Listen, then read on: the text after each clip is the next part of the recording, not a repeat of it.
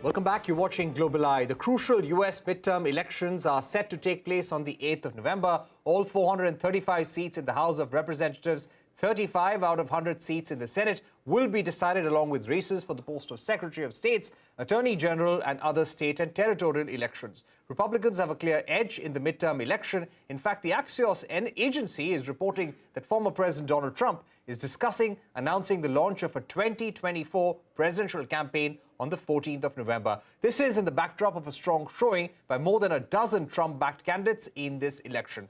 Let's now go across to Ali Vine, senior analyst at the Eurasia Group. Ali, how will this election impact Joe Biden's foreign policy agenda? Most likely Republicans will retake the House. There's a good chance that Republicans will retake the Senate as well. And if they do, it's not only President Biden's domestic policy agenda that will face difficulties, but also his foreign policy agenda. Right now, of course, we have deepening ideological acrimony in Washington. It makes it hard to pass legislation. It makes it hard to get initiatives stood up abroad. And I think that having said that, I think that there are some areas in which, regardless of the outcome of the midterms, we will see a fair bit of continuity. And I think, one area in particular is China. In Washington, folks don't agree on much, but there is a roughly bipartisan, maybe not consensus, but something approaching a bipartisan consensus in Washington that the United States needs to compete more aggressively with China, militarily, economically, technologically, diplomatically. So I think that regardless of which way the outcomes go, I think that the president's ambitions to push back against Chinese influence, I think that those initiatives will continue. I think that we will also see continued bipartisan support for strengthening America's relationship with India. That's also a bipartisan priority. I think one foreign policy area where we might begin to see some fissures will be on U.S. policy towards Ukraine. If you look at, for example, just within the Republican Party, differences between the likely, if Republicans retake the House, the likely next leader of the Republican House, Kevin McCarthy, and Senator McConnell. Senator McConnell has been very full-throatedly supportive of continuing support, military support, and other forms of support for Ukraine. Representative McCarthy has been a little bit more circumspect, and he said recently that the United States should not be writing more blank checks. So that divide could emerge over Ukraine. And I think that there's a growing weariness, I think, in Washington over how does this war end? The Russia-Ukraine war is now ending. It's now entering, rather, a much more escalatory, unpredictable phase. Okay. So I think that one foreign policy area where, entering into next year, depending on the midterms, where we might begin to see some cracks and some more difficulties for the president's agenda will be on continuing to support Ukraine. Right. We have seen very close U.S. involvement in the Ukraine-Russia war so far.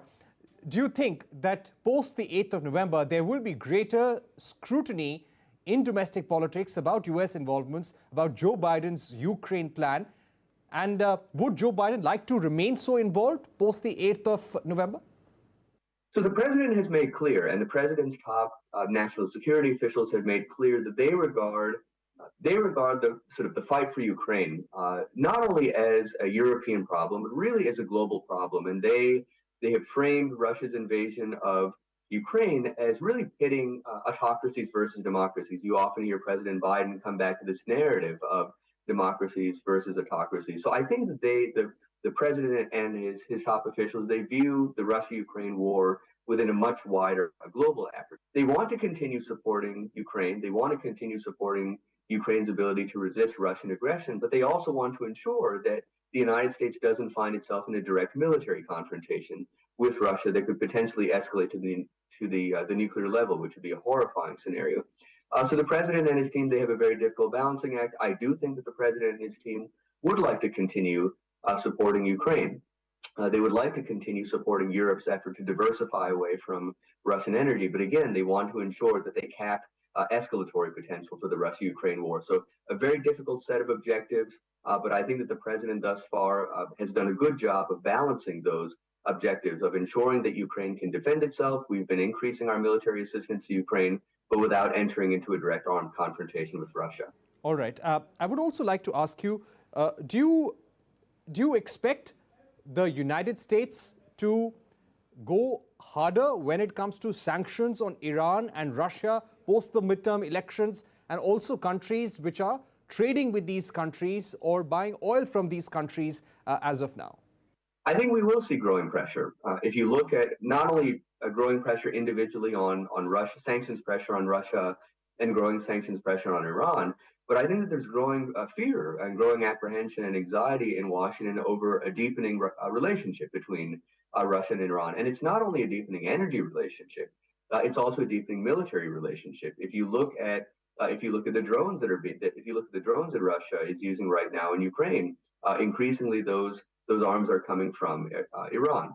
So the United States is increasingly concerned not only about Russian aggression in Ukraine, it's increasingly concerned about Iranian support for that aggression, increasingly concerned about this deepening relationship between Russia and Iran.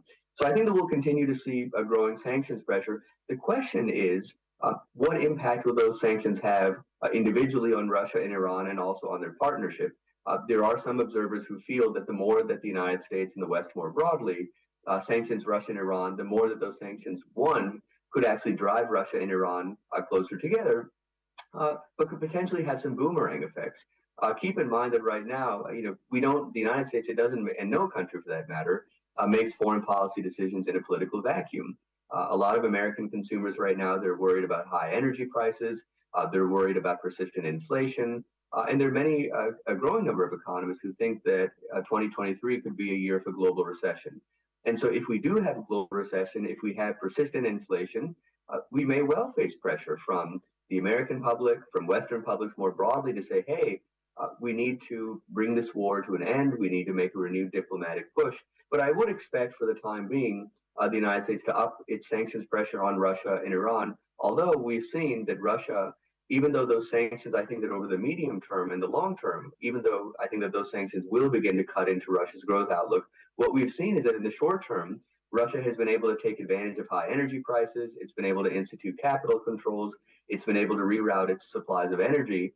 And so what we find is that at least in the short term, not only have sanctions not deterred Vladimir Putin from proceeding further with his aggression, but Russia has actually been able to reroute energy supplies to China, to India, to others, and it's actually been able to increase its exports of oil and increase its oil revenue. And so that outcome is obviously concerning for the West.